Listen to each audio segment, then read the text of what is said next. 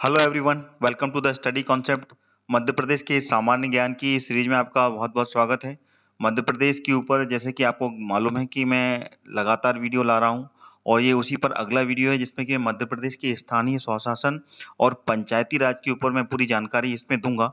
तो आप इस वीडियो को अंत तक देखें और अगर पसंद आता है तो आप लाइक करें और शेयर करें अपने अन्य ग्रुप में, जिससे कि अन्य लोग भी इसको देख पाएं। और जो भी इसके एग्जाम की तैयारी कर रहा है मध्य प्रदेश के, चाहे वो पटवारी हो, मध्य प्रदेश की एमपीपीएससी हो या फिर अन्य एग्जाम हो, ठीक है ना, उन सभी में पंचायती राज के बारे में क्वेश्चंस बनते हैं। और पंचायती राज एक बहुत ही इम्पोर्टेंट सब्जेक्ट रहा है एमपीपीएससी में भी और यूपीएससी में भी। तो आप वीडियो को अंत तक देखें और इसको शेयर भी करें और पसंद आता है तो आप इसको लाइक करें।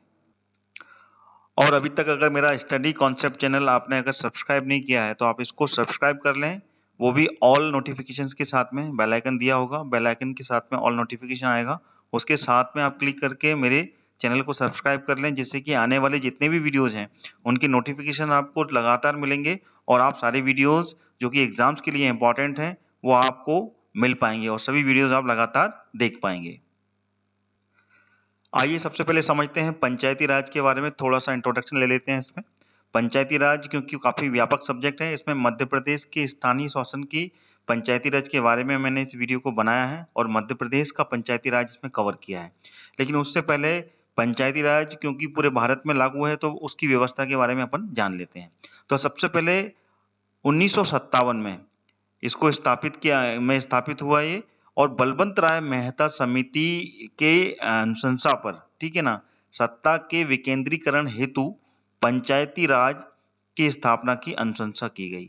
अच्छा, ये 1957 में इसकी अनुशंसा की गई, लेकिन बलवंत राय मेहता समिति ये 1956 में गठित की गई थी और इसको पूरी अनुशंसा करने के लिए पूरा 1 वर्ष का समय लगा, यानी कि 56 से लेके 57 1 वर्ष का समय लगा। उस समय के अंतराल में इसने इसके बारे में पूरी स्टडी की, पंचायती राज को किस तरीके से लागू करना चाहिए, फिर उसको सरकार के समक्ष उन्होंने प्रस्तुत किया और उसकी अनुशंसा की। उसके बाद में ये 2 अक्टूबर 1959 को राजस्थान के नागौर में, ध्यान रखिएगा, राजस्थान का एक क्षेत्र है नागौर, वहां पर सर्वप्रथम इस योजना को आरंभ किया गया। अब इससे पहले अपन समझ लेते हैं कि ये पंचायती राज भारत में शुरू कब हुआ था, इसका जो इतिहास है वो क्या है। तो सबसे पहले समझते हैं इसको, अंग्रेजी शासन काल में चलते हैं। अंग्रेजी शासन काल में लॉर्ड रिपन, ठीक है ना, जो लॉर्ड रिपन है, लॉर्ड रिपन को पंचायती राज का जनक कहा जाता है, जिसको कि मैग्ना कार्टा भी कहते हैं। तो लॉर्ड रिपन ने इसकी शुरुआत की थी 1882 में। 1882 में पंचायती राज की, जिसको कहते हैं स्थानीय स्वशासन, ठीक है ना, स्थानीय स्वशासन की इसने अनुशंसा की थी और इसकी शुरुआत की गई थी। तो इसको आपको याद रखना है, लॉर्ड रिपन को ही भारत में स्थानीय स्वशासन का जनक या फिर मैग्ना कार्टा कहा जाता है। तो भारत में पंचायती राज की शुरुआत अंग्रेजों के समय ही शुरू हो गई थी और उसके जो जनक कहलाते हैं वो लॉर्ड रिपन कहलाते हैं। और फिर उसके बाद में, जैसा कि मैं बता चुका हूं, 1857 में बलवंत राय मेहता समिति की अनुशंसा पर ये पूरा पंचायती राज को त्रिस्तरीय व्यवस्था, ठीक है ना, 3 स्तर की व्यवस्था इसमें लागू की गई और वो त्रिस्तरीय व्यवस्था बलवंत राय मेहता समिति लेकर आई। और वो त्रिस्तरीय व्यवस्था कौन कौन सी थी? एक तो थी ग्राम स्तर की, जो पहली थी वो थी ग्राम स्तर की व्यवस्था, और दूसरी जो थी वो दूसरी थी ब्लॉक स्तर की व्यवस्था, ब्लॉक स्तर की, और तीसरी थी जिला जिला स्तर की, जिला स्तर की व्यवस्था थी। तो इस तरीके से बलवंत राय मेहता समिति ने त्रिस्तरीय व्यवस्था लागू करने की अनुशंसा की थी और उसके बाद में इसको स्टार्ट किया गया था 2 अक्टूबर 1959 में। उस समय के जो प्रधानमंत्री रहे पंडित जवाहरलाल नेहरू ने इसकी शुरुआत की थी राजस्थान के एक शहर नागौर से, ठीक है ना, और नागौर में एक स्पेसिफिक एक ग्राम था, क्योंकि ये पंचायती राज गांव से जुड़ा हुआ था, तो वहां का गांव था बड़गर। क्या नाम था इसका? बड़गर। वहां से इसकी शुरुआत की गई थी सर्वप्रथम, ठीक है, राजस्थान में। लेकिन पूरे राज्य में अगर प्रथम है पूरे भारतवर्ष में किस राज्य में की गई थी, तो वो था आंध्र प्रदेश। आंध्र प्रदेश, आंध्र प्रदेश से इसकी शुरुआत की गई थी और आंध्र प्रदेश में पूरे राज्य में इसको सबसे पहले लागू करने वाला ये पहला राज्य बना था और इसको 1959 में ही इसको आंध्र प्रदेश ने पूरे राज्य में लागू कर दिया था। यानी कि अगर ऐसा क्वेश्चन बने कि पूरे राज्य में लागू करने वाला पंचायती राज सर्वप्रथम लागू करने वाला राज्य कौन सा था, तो वो था आंध्र प्रदेश। लेकिन सर्वप्रथम चालू हुआ था वो हुआ था राजस्थान से। राजस्थान के नागौर के बड़गर जो ग्राम है वहां से पंडित जवाहरलाल नेहरू ने 2 अक्टूबर 1959 में पंचायती राज को शुरू किया था। बलवंत राय मेहता समिति की जो अनुशंसा थी वो कब चालू हुई थी? 1956 से लेके 1957 तक, ठीक है ना। 56 में इसका गठन किया गया था और 1957 में इसकी अनुशंसा की गई थी। उसके बाद में 59 में इसको लागू कर दिया गया था। लेकिन उसके बाद में भी आने वाली जो सरकारें थी भारत में, केंद्र की सरकार, उन्होंने समय समय पर पंचायती राज में सुधार किए और नई नई समिति भी गठित की थी। तो सबसे पहली जो समिति थी जो कि बलवंत राय मेहता समिति इन्होंने अनुशंसा की, उसके बाद में ये लागू हुआ। उसके बाद में 1976-77 में, ठीक है ना, जब जनता दल की सरकार आई उस समय इन्होंने एक नई समिति का गठन किया जो थी अशोक मेहता समिति थी, ठीक है ना। इसको भी याद रखना क्योंकि ये समय समय पर सारी समितियों के बारे में क्वेश्चंस बनते हैं। तो इसका एक सामान्य परिचय जो मैं आपको दे रहा हूं जो बहुत ही ज्यादा इंपॉर्टेंट है। तो सबसे पहली समिति कौन सी आई थी? वो आई थी बलवंत राय मेहता समिति, जो कि 1956 में इसकी अनुशंसा की मतलब शुरुआत गठन किया गया था और 57 में इन्होंने अनुशंसा कर दी थी। उसके बाद में दूसरी समिति जो आई थी वो आई थी अशोक मेहता समिति। इसका गठन किया गया और ये आई थी जनता दल की जब सरकार बनी थी, उन्होंने इस समिति का गठन किया जिसमें कि पंचायती राज में कुछ सुधार किए गए। और उस समय जब अशोक मेहता समिति आई तो इसने 2 स्तर की, ठीक है ना, द्विस्तरीय जिसे बोलते हैं, द्विस्तरीय व्यवस्था को रिकमेंड किया, अनुशंसा की उसकी, जिसमें कि 2 स्तर की व्यवस्था कौन सी थी? इसमें थी, एक तो थी जिला स्तर की और दूसरी थी मंडल स्तर की, ठीक है ना। इसको इस तरीके से लिख सकते हैं, ये यहाँ पर मैं लिख रहा हूं। एक थी जिला स्तर, ठीक है ना, और दूसरी थी मंडल स्तर, ठीक है ना। मंडल स्तर की व्यवस्था को इन्होंने रेकमेंड किया। तो ये दूसरी समिति थी अशोक मेहता समिति, ठीक है ना। इसको आपको ऐसे याद रखना है, 1977 में आई थी, ठीक है ना। इसका जो गठन हुआ था अगर एग्जैक्ट देखा जाए तो ये हुआ था 12 दिसंबर 1977 में, ठीक है ना। इसकी अनुशंसा करके इसको पारित किया गया था। मतलब इसने जो सुझाव दिए थे 2 स्तरीय व्यवस्था के, जिला स्तर के और मंडल स्तर के, वो 1977 के बाद में दिए थे। ये आपको इतना ही इसका याद रखना है, अशोक मेहता समिति ने किस तरीके की व्यवस्था का सुझाव दिया था। तो वो दिया था द्विस्तरीय व्यवस्था की। अशोक मेहता समिति के बाद में फिर अगली समिति ने पंचायती राज व्यवस्था में सुधार लाने के लिए अगली समिति का गठन किया और वो हुआ था 1986 में। सबसे पहली समिति, एक बार फिर से रिवाइज कर रहा हूं मैं, बलवंत राय मेहता समिति 56 में आई थी, 57 में स्थापित किया। उसके बाद में फिर आई अशोक मेहता समिति। उसके बाद में आई 1986 में जब राजीव गांधी सरकार आई, उन्होंने अनुशंसा की और वो आई थी सिंघवी, ठीक है ना, सिंघवी समिति, ठीक है ना। इसका नाम जो है वो है सिंघवी समिति के नाम से था, ठीक है ना। इसको इस तरीके से अपन समझ सकते हैं। सिंघवी समिति ने अनुशंसा की थी और इन्होंने जो अनुशंसा की थी उसमें स्थानीय शासन को संवैधानिक दर्जा देने की सिफारिश की थी। जो स्थानीय स्वशासन है उसको संवैधानिक दर्जा, यानी कि उसको कानूनी रूप से एक अलग से रूल प्राप्त हो और अलग दर्जा प्राप्त हो, उसकी इसने सिफारिश की थी। किसने? सिंघवी समिति ने। और ये कब आई थी? ये आई थी जब केंद्र में राजीव गांधी की सरकार थी।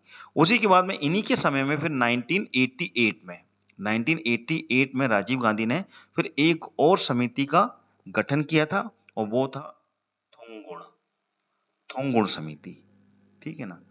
थोंगुड़ समिति आई थी और इसने भी स्थानीय स्वशासन की ही अनुशंसा की थी। जो कि सिंघवी समिति ने की, वही थोंगुड़ समिति ने भी स्थानीय शासन को संवैधानिक दर्जा प्राप्त करने के लिए सिफारिश की थी। तो ये दोनों समिति नो एक से ही चीज रिकमेंड की थी। तो इस तरीके से कितनी समिति हो गई? बलवंत राय मेहता समिति आई सबसे पहले, उसके बाद में आई अशोक मेहता समिति, फिर आई सिंघवी समिति, फिर आई थोंगोन समिति। तो इस तरीके से आपको प्रॉपर चैनल में इसको याद करके रखना है। क्वेश्चंस इस पर कुछ भी बन सकते हैं, चाहे वो ऑब्जेक्टिव टाइप में हो, तो प्रॉपर वे में आपको याद करना आवश्यक है। आगे बढ़ते हैं इस पे। अगला जो पॉइंट है वो है पंचायतों के गठन हेतु फिर 73वां संविधान संशोधन लाया गया। और ये कब लाया गया था? ये लाया गया था 1992 में। उस समय जो सरकार थी वो थी पीवी नरसिम्हा राव की। किसकी थी? पीवी नरसिम्हा राव की, ठीक है ना।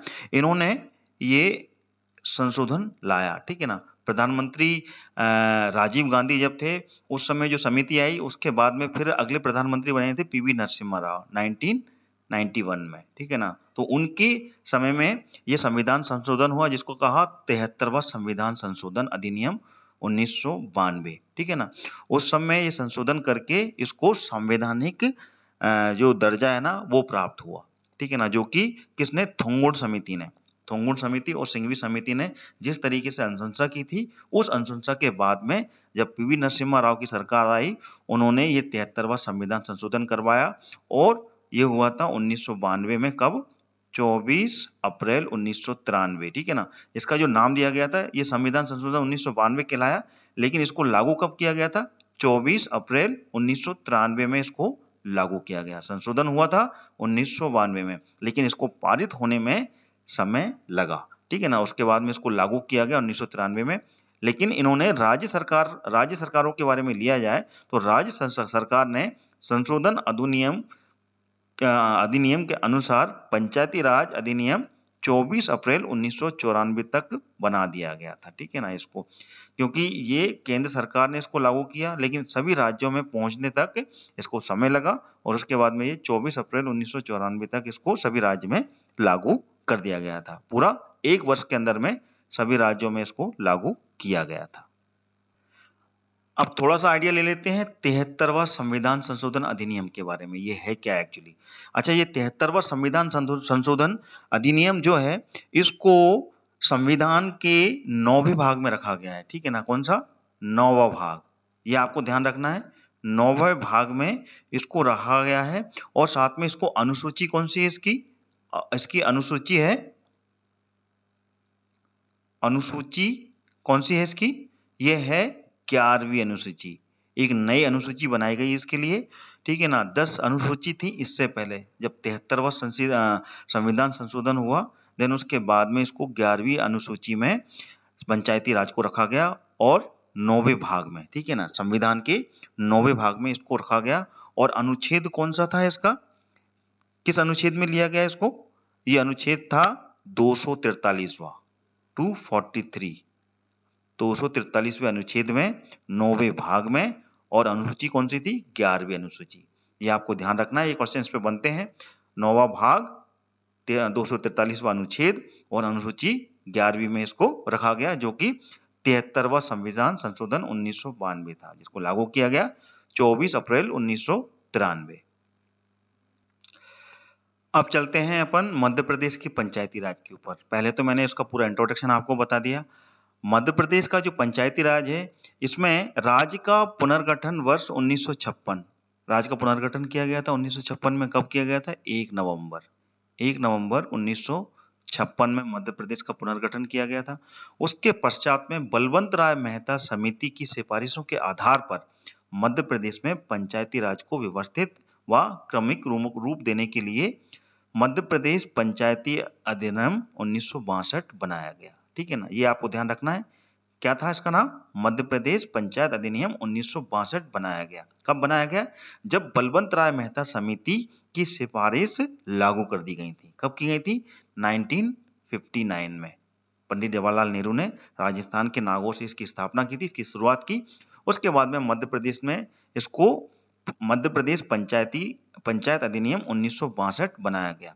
इसमें भी मध्य प्रदेश में एक समिति का गठन किया गया था, ठीक है ना। ये गठन हुआ था कब? 1958 में।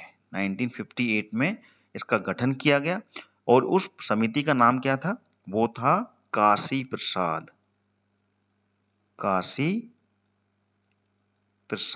पांडे।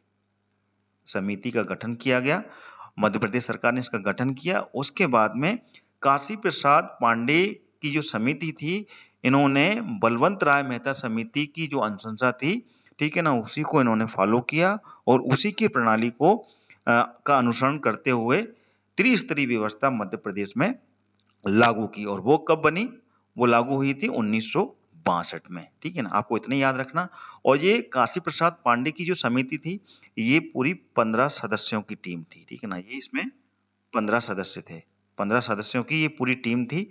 उन्होंने इन सिफारिशों की स्टडी की, देन उसके बाद में मध्य प्रदेश में इसको मध्य प्रदेश पंचायत अधिनियम 1962 बनाया गया। इतना ही आपको याद रखना है इसमें।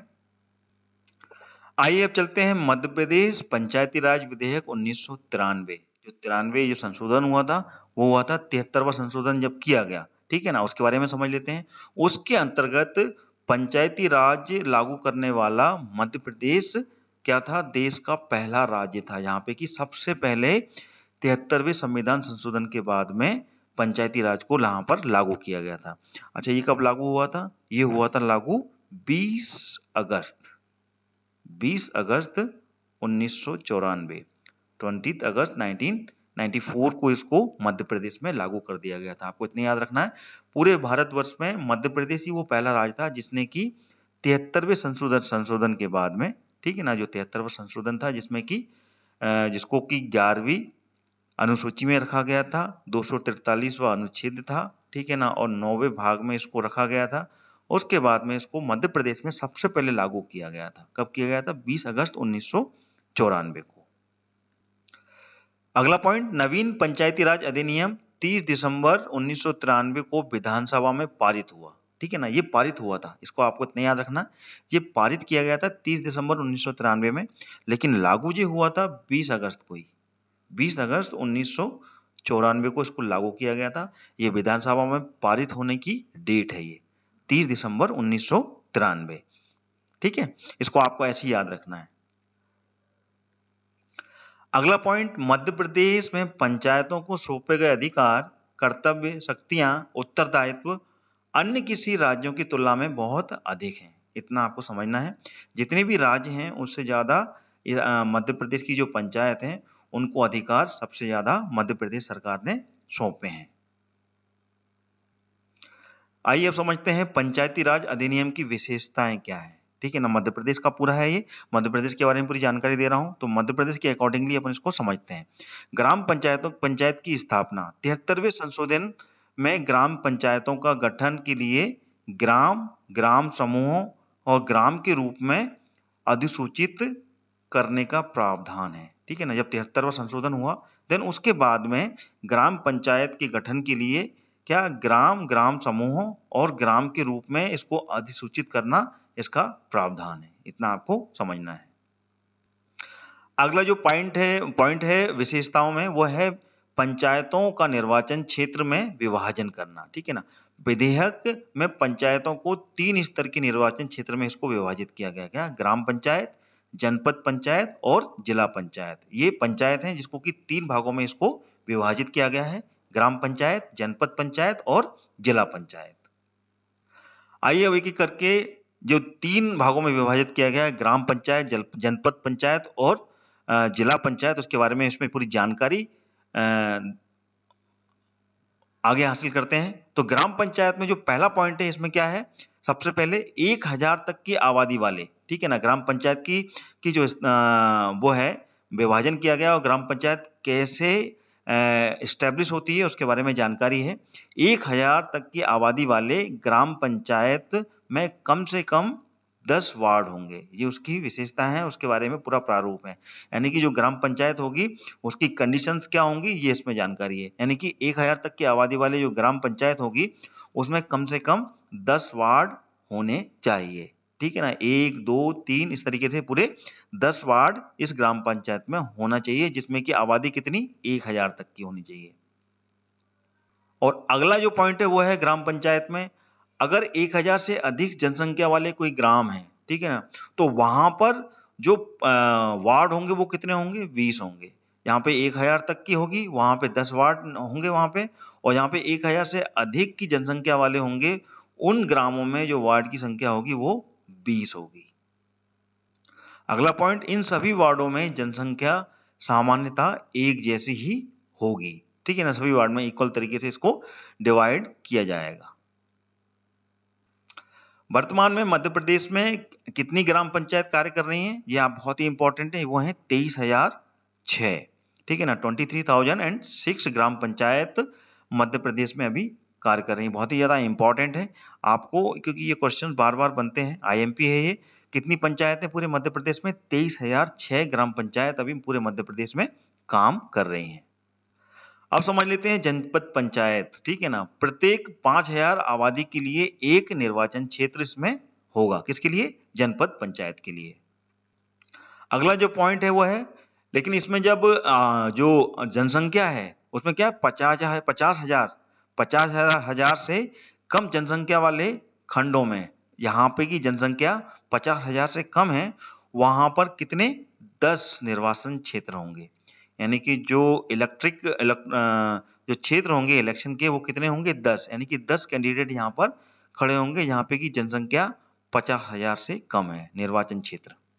ये आपको इस तरीके से याद रखना है, प्रत्येक 5,000 की आबादी में एक निर्वाचन क्षेत्र होगा, और यहाँ पे 50 होंगे, वहां पे 10 होंगे। सिंपल सा पॉइंट है, 5,000 तक की एक निर्वाचन क्षेत्र इसमें नियुक्त होगा, यानी कि टोटल 50,000 होंगे, तो यहाँ पर 10 निर्वाचन क्षेत्र यहाँ पर स्थापित किए जाएंगे। जनपद पंचायत में जो कुल निर्वाचन क्षेत्रों की संख्या होगी वो 25 से अधिक नहीं होगी। अगर 25 से अधिक होती है तो उसे फिर जिला पंचायत में लिया जाएगा। इस कारण से इसमें जनपद पंचायत में ज्यादा से ज्यादा जो निर्वाचन क्षेत्रों की संख्या होगी वो 25 से अधिक नहीं होगी, यानी कि 5,000 की आबादी का एक निर्वाचन क्षेत्र होगा, और 50,000 होंगे तो 10 निर्वाचन क्षेत्र होंगे, और ज्यादा से ज्यादा निर्वाचन क्षेत्र इसमें कितने होंगे? 25 होंगे, जो कि जनपद पंचायत के अंतर्गत आएंगे। उससे आगे बढ़ते हैं तो फिर वो जिला पंचायत में पहुंच जाता है। अगला पॉइंट, सभी क्षेत्रों में जो जनसंख्या होगी वो सामान्यतः एक जैसी होगी। ये तो हर जगह सामान्य रहेगा, चाहे वो ग्राम पंचायत हो या फिर जनपद पंचायत हो या फिर जिला पंचायत हो। वर्तमान में मध्य प्रदेश में 313 जनपद पंचायत काम कर रही हैं। ये जितने भी मैं बता रहा हूँ इंपॉर्टेंट हैं। इससे पहले मैंने ग्राम पंचायत बताई थी, वो कितनी थी? वो थी 23,006 ग्राम पंचायत टोटल मध्य प्रदेश में काम कर रही हैं। और यहाँ पर जनपद पंचायत कितनी है? 313। ये भी बहुत ही ज्यादा इंपॉर्टेंट है ना, इसको मैं इसी तरीके से मैं आपको बताता जा रहा हूँ, ये भी आईएमपी है, ठीक है। तो ये क्वेश्चंस ऑब्जेक्टिव में पूछे जाते हैं कि मध्य प्रदेश में वर्तमान में कितनी ग्राम पंचायत काम कर रही है, तो वो है 23,006, और वर्तमान में कितनी जनपद पंचायत काम कर रही है, तो वो है 313 जनपद पंचायत। तो स्पेसिफिकेशन बहुत ही ज्यादा इंपॉर्टेंट है, आपको इसी तरीके से इसको याद करना है। अगला है जिला पंचायत। इससे पहले अपन ने ग्राम पंचायत और जनपद पंचायत के बारे में बताया, अब आता है जिला पंचायत। जिला पंचायत में क्या होगा, इसका स्पेसिफिकेशन क्या होगा? प्रत्येक 50,000 की आबादी में एक निर्वाचन क्षेत्र होगा। उसमें क्या था, एक पहले तो ग्राम पंचायत यानी कि छोटा क्षेत्र 1,000 की आबादी वाला था, और उसके बाद में जनपद पंचायत आया था तो उसमें 5,000 की आबादी आ गई। अब क्या आया? जिला पंचायत। तो यहाँ पर एक निर्वाचन क्षेत्र कितने का हो गया? ये हो गया 50,000 का, यानी कि जब क्षेत्रवार इसको बांटा गया है, ग्राम पंचायत में कम समूह होगा, फिर जनपद पंचायत में उससे थोड़ा ज्यादा, और सबसे ज्यादा जिला पंचायत में होगा। तो जिला पंचायत में 50,000 की आबादी का एक निर्वाचन क्षेत्र इसमें रखा गया है।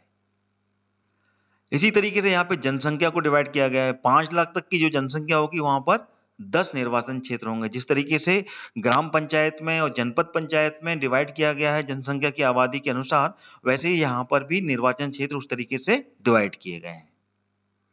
और यहाँ पर कुल निर्वाचन क्षेत्रों की संख्या कितनी होगी? 35 से अधिक नहीं होगी।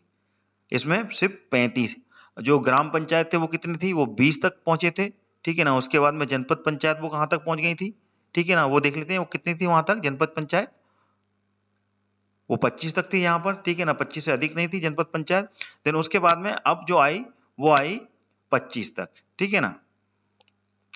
यहाँ पे कुल निर्वाचन क्षेत्र कितने? 35 तक पहुंच गए। ये थे जिला पंचायत के अंतर्गत में आते हैं। जैसा कि मैंने बताया कि सभी क्षेत्रों में जनसंख्या सामान्य एक जैसी होगी, चाहे वो ग्राम पंचायत हो, जनपद पंचायत हो या फिर जिला पंचायत हो। वर्तमान में मध्य प्रदेश में कितने जिले हैं, ये थोड़ा सा अपडेट करना है। टोटल कितने 52 जिले हो गए हैं, पहले 50 जिले थे। तो 52 जिले हैं, तो यहाँ पर जो पंचायत भी होंगी वो कितनी होंगी, वो 52 पंचायत कार्य करेंगी। तो टोटल जितने जिले हैं मध्य प्रदेश में उतनी ही यहाँ पर जिला पंचायत होंगी। तो मध्य प्रदेश में कुल अभी कितने जिले हैं, कुल जिले हैं 52 जिले। तो जिला पंचायत कितनी हुई, जिला पंचायत भी 52 होंगी यहाँ पर। अब चलते हैं पंचायतों के प्रमुख निर्वाचन में, ठीक है ना। पंचायत के जो प्रमुख निर्वाचन है उसकी विधि क्या दी हुई है। 73वें जो संविधान संशोधन है उसके अनुसार ग्राम पंचायत के सरपंच के जो मामले हैं, सरपंच जो नियुक्त किए जाते हैं वो निर्वाचन व्यवस्था के आधार पर होते हैं, यानी कि निर्वाचित किए जाते हैं, उसका पूरा इलेक्शन होता है और उसकी जो व्यवस्था है वो राज्य के विवेक पर निर्भर होती है, यानी कि राज्य उसको पूरी तरीके से व्यवस्थित करता है। इलेक्शन होता है, वहां पर वोटिंग की जाती है और यहाँ पर जो गांव होते हैं वहां पर उनके सदस्य होते हैं, वो वोट डालते हैं, उसके बाद में वो सरपंच वहां पर नियुक्त किया जाता है, ठीक है ना। और ये सरपंच 5 वर्ष के लिए 5 वर्ष के लिए इसकी नियुक्ति होती है। जिस तरीके के आम चुनाव होते हैं वैसे ही सरपंच के भी चुनाव राज्य सरकार करवाती है। परंतु जनपद तथा जिला पंचायत के जो अध्यक्ष हैं इसका निर्वाचन निर्वाचित सदस्यों द्वारा, ठीक है ना, अपने में से एक में से ही किया जाता है, यानी कि जो इसमें अंतर होता है। ग्राम पंचायत के लिए यहाँ पर निर्वाचन किया जाता है, निर्वाचन की पूरी व्यवस्था है, लेकिन जनपद तथा पंचायत के अध्यक्षों का जो निर्वाचन है वो यहाँ के जो सदस्य होते हैं वो सदस्य ही इसमें आपस में इसको चुनते हैं, ठीक है ना। अध्यक्षों का निर्वाचन निर्वाचित जो सदस्य होते हैं वो ही इसमें से आपस में चुनकर यहाँ पर पदस्थ किए जाते हैं। इतना आपको समझना है। कहाँ पर, जनपद में और जिला पंचायत में इनके जो अध्यक्ष होते हैं वो निर्वाचित सदस्यों में से ही इनको चुना जाता है। अब पंचायतों में आरक्षण की व्यवस्था भी है मध्य प्रदेश में। पंचायत के सदस्यों के लिए ये व्यवस्था की गई है, ठीक है ना। इसमें क्या ना कि आरक्षण यानी कि हर कैटेगरी के लिए यहाँ पर सीट रिजर्व है, चाहे वो अनुसूचित जाति हो अनुसूचित जनजाति हो, उन दोनों के लिए यहाँ पर 50% या फिर इससे कम स्थान इसमें आरक्षित किए गए हैं। और वहीं पे कुल स्थानों में जो 25% स्थान है वो ओबीसी के लिए आरक्षित किए गए, यानी कि 50% जो है वो ST SC के लिए, ठीक है, अनुसूचित जाति अनुसूचित जनजाति के लिए आरक्षित है। 25% इसमें ओबीसी के लिए और बाकी के अन्य जो हैं वो अनारक्षित है, यानी कि वो जनरल कैटेगरी में आते हैं, जनरल कैटेगरी में उनको रखा गया है। तो इस तरीके से पंचायत में यहाँ पर आरक्षण का प्रावधान है। अब समझ लेते हैं पंचायत में सहयोजन। सहयोजन यानी कि कौन कौन लोग इसमें शामिल होंगे। तो ग्राम पंचायत में सबसे पहले यदि ग्राम पंचायत के निर्वाचित सदस्यों में अनुसूचित जाति अनुसूचित जनजाति और सहकारी समिति का कोई सदस्य ना हो तो फिर ग्राम पंचायत इन वर्गों के एक एक सदस्यों का संयोजन करेगी, यानी कि उनको वहां पर शामिल करेगी। अगर वो सदस्य वहां पर नहीं है, ठीक है ना, निर्वाचित नहीं हुए हैं, तो अनुसूचित जाति अनुसूचित जनजाति और सहकारी समिति के वहां पर मतलब ग्राम में इन वर्गों के एक एक सदस्यों को यहाँ पर पदस्थ करेगी, सहयोजन करेगी, ठीक है। इसी तरीके से जनपद जो पंचायत है वहां पर यदि निर्वाचित सदस्यों में अनुसूचित जाति अनुसूचित जनजाति का सदस्य सम्मिलित ना हो तो इन वर्गों में भी संयोजन के लिए ये रूप दिया गया है, वहां पे भी इन लोगों को शामिल करना होगा, ठीक है। जिस तरीके से इन दोनों में था ग्राम पंचायत में और जनपद पंचायत में, उसी तरीके से जिला पंचायत में भी इसी तरीके की रूपरेखा बनाई गई है। निर्वाचित सदस्यों में अनुसूचित जाति अनुसूचित जनजाति के अगर सदस्य शामिल ना हो तो उनको भी यहाँ पर शामिल करना अनिवार्य होगा। आइए अब देख लेते हैं पंचायती राज की विशेषताएं। प्रत्येक पंचायत में कम से कम 10 पंच और अधिकतम 20 पंच इसमें होंगे। कहां पर, पंचायत में। पंच की बात हो रही है यहाँ पर, याद रखना, सरपंच नहीं, पंच। कम से कम 10 पंच होंगे यहाँ पर या फिर अधिक से अधिक यहाँ पर 20 पंच की व्यवस्था की गई है। प्रत्येक 1000 से अधिक जनसंख्या में एक ग्राम पंचायत का गठन किया जाता है यहाँ पर, ठीक है ना। यहाँ पर जनसंख्या 1000 होगी, वहां पर एक ग्राम पंचायत का गठन इसमें किया जाता है। अगर मध्य प्रदेश की बात की जाए तो मध्य प्रदेश में जो पंचायत है, ठीक है ना, तो पंचायत में कुल सरपंचों में से 4530 पद अनुसूचित जाति हेतु आरक्षित किए गए हैं। कितने पद, 4530 पद अनुसूचित जाति के लिए ही आरक्षित किए गए हैं, जो कि सरपंचों के लिए है। यानी कि इसमें जो रिजर्वेशन है वो रिजर्वेशन को इस तरीके से फिगर आउट किया गया है। ये अनुसूचित जाति के लिए है ये, और अनुसूचित जनजाति के लिए कितना है? 9050 पद अनुसूचित जनजाति के लिए आरक्षित किए गए हैं। हर वर्ग के लिए यहाँ पर कोटा निर्धारित किया गया है मध्य प्रदेश में पंचायती राज में। इसी तरीके से 5389 पद ओबीसी के लिए, अन्य पिछड़ा वर्ग के लिए आरक्षित किए गए हैं। महिलाओं के लिए भी आरक्षण किया गया है। सरपंच के लिए 10,451 पद महिलाओं के लिए आरक्षित किए गए हैं इसमें। कुल कितनी जनपद पंचायत है मध्य प्रदेश में? 313। तो उसमें से जो अध्यक्ष पद है, ठीक है ना, अब ये हो गई है जनपद पंचायत के लिए बात। पहले तो अपन ने ये पूरी की पूरी यहां तक थी, ये ग्राम पंचायत के लिए हो गई थी। अब आ गए हैं जनपद पंचायत, और टोटल जनपद पंचायत है 313। तो वहां पे अध्यक्ष के पद हेतु 64 पद अनुसूचित जाति के लिए आरक्षित किए गए हैं। अब बात हो रही है पूरी जनपद पंचायत की। और 162 पद महिलाओं के लिए आरक्षित किए गए हैं। किसमें? जनपद पंचायतों में। 147 पद अनुसूचित जाति जनजाति के हेतु आरक्षित किए गए हैं। 64 पद अनुसूचित जाति के लिए, 162 पद महिलाओं के लिए, 147 पद अनुसूचित जनजाति, यानी कि ये हो गए एससी के लिए, ये हो गया एसटी के लिए, और ये है महिलाओं के लिए, ठीक है ना, वुमेन्स रिजर्वेशन में ये आ गया है। 76 पद अन्य पिछड़ा वर्ग ओबीसी के लिए आरक्षित किए गए हैं। ये है जनपद पंचायतों के लिए, ठीक है ना। ग्राम पंचायत यहाँ पे खत्म हो गया और यहाँ से जनपद पंचायत चालू हुई। ये पूरा जनपद पंचायत के बारे में जानकारी है। ग्राम पंचायत के जो चुनाव हैं अब तक गैर दलीय आधार पर हुए, यानी कि यहाँ पे कोई दल की व्यवस्था नहीं है। यहाँ पे जो भी चुनाव होते हैं वो गैर दल के आधार पर होते हैं। यहाँ पे ना कोई दल, यानी कि जो अभी राजनीतिक दल हैं जिस तरीके से, जैसे कि बीजेपी है या फिर कांग्रेस है, ठीक है ना, ऐसा नहीं होता है यहाँ पर। ये पूरी की पूरी पंचायत राज की व्यवस्था गैर दलीय आधार पर होती है। पंचायत का कार्यकाल मैं वैसे ही बता चुका हूं आपको, 5 वर्ष का होता है। 5 वर्ष के लिए इसमें निर्वाचन किया जाता है, सरपंच के लिए हो, चाहे वो जनपद पंचायत के लिए हो या फिर जिला पंचायत के लिए। तो इसका जो कार्यकाल होता है वो 5 वर्ष के लिए होता है, और 5 वर्ष के लिए ये पूरा सरकार के सहयोग के साथ में ये पंचायतें चलती हैं। तो ये पूरा का पूरा वीडियो मैंने मध्य प्रदेश की पंचायत, उसके स्थानीय स्वशासन और उसकी पंचायती राज के बारे में बताया, और साथ ही साथ मैंने पंचायत का स्वरूप किस तरीके से गठन किया गया है, कौन कौन सी समिति थी जिन्होंने अनुशंसा की, इसके बारे में इसमें जानकारी दी। वीडियो कैसा लगा आपको? पसंद आया है तो आप इसको लाइक जरूर करें, शेयर करें अपने सभी मित्रों के साथ में जो भी इसकी तैयारी कर रहा है, जो एग्जाम्स की तैयारी कर रहा है, उनके लिए बहुत ही ज़्यादा उपयोगी कंटेंट है। तो आप सभी लोग इस वीडियो को देखें, और आगे आप अगर मेरे चैनल के साथ में जुड़े हुए हैं तो स्टडी कॉन्सेप्ट चैनल को सब्सक्राइब कर लें, बेल आइकन ऑल नोटिफिकेशन के साथ में सब्सक्राइब करें, जिससे कि सारे वीडियोस आपको लगातार मिलते रहेंगे, और इसी तरीके से आप मेरे सारे वीडियोस एग्जाम्स के पॉइंट ऑफ व्यू से आप देख पाएंगे, और अपने एग्जाम्स की प्रिपरेशन में आपको मेरी वीडियो से हेल्प मिलेगी। तो इसी के साथ मैं अपना ये वीडियो समाप्त करता हूँ। अगला स्पेसिफिक टॉपिक के साथ में वीडियो लेकर फिर हाजिर होऊंगा। जब तक के लिए जय हिंद, जय भारत।